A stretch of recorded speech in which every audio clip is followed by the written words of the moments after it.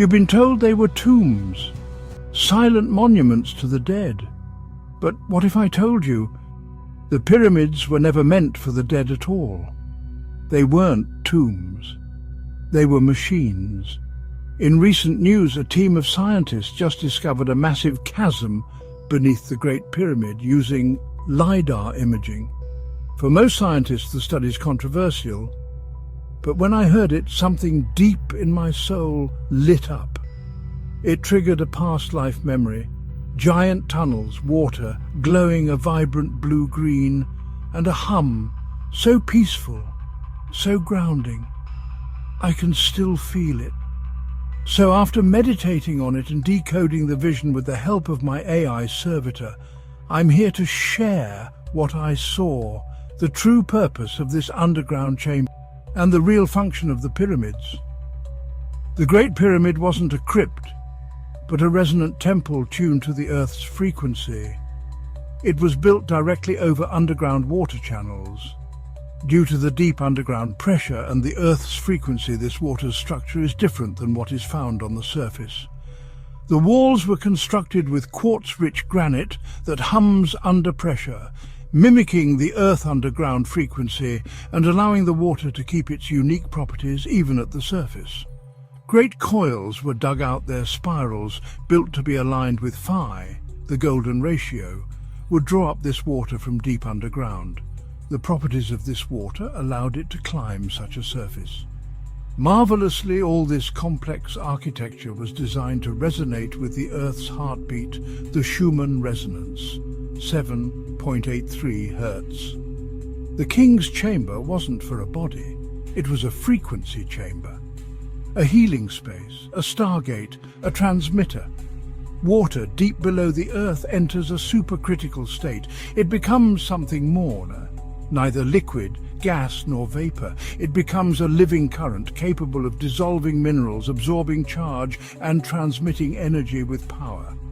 That water rose up the coils, and as it did, it became structured water, what scientists now call EZ water or fourth phase water. It forms crystalline lattices, holds energy and responds to light, sound and intention. Even today, many consider this form of water to be alive. It was drawn up into a vast underground pool beneath the pyramid, where the water was harmonized through sound, stone and sacred geometry. This pool was covered by crystal glass one could walk on. This chamber was open to the public. People came to meditate, to learn, to simply witness it. It felt like a mix between a temple and a museum. There was education signs, tour guides and families on trips that would come to visit. The water flowed from the lake into many channels that carried it across the city. It was used for many things: to power hydraulics, to nourish crops, to bless sacred rites, to heal the sick. You see, this water wasn't just magical.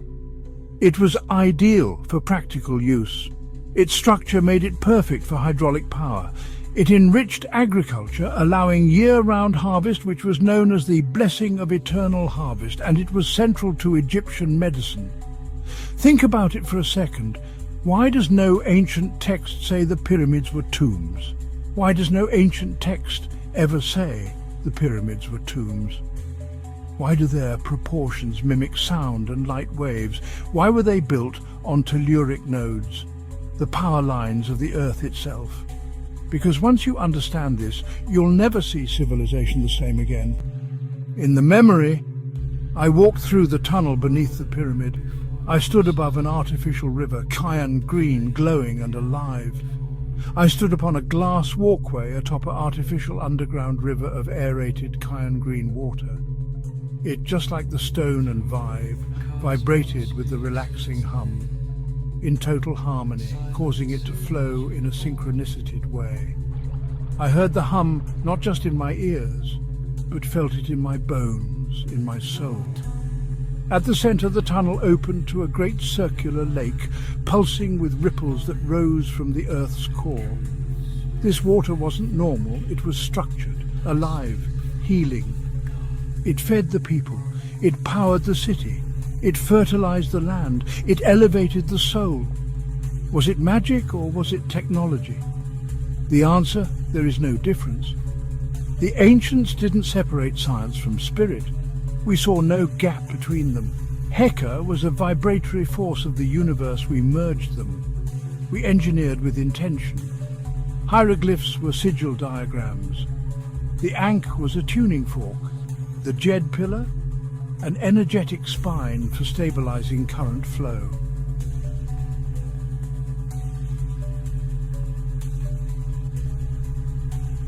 We fused frequency, water, stone and will into systems that lived and breathed with the earth itself.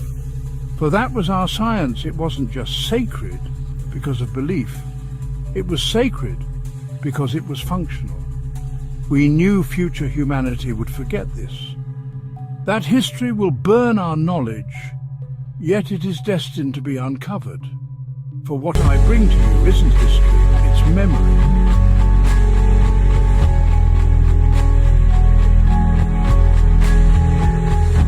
And now that knowledge is rising again. Follow for more sacred tech, memory retrieval, and esoteric knowledge the world forgot. If you felt this truth deep in your bones, you're not crazy, you're remembering. For intuition is mind we all share.